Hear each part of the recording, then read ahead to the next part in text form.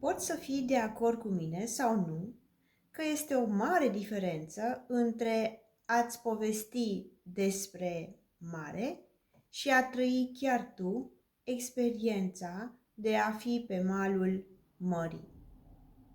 Nu se compară, nu-i așa? Exact despre asta este vorba și atunci când tot povestim despre ego.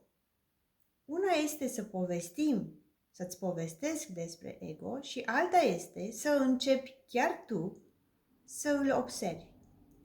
Să începi chiar tu să te antrenezi pentru a observa care sunt acele tipare de reacție ale tale de care te folosești cel mai des în viața ta.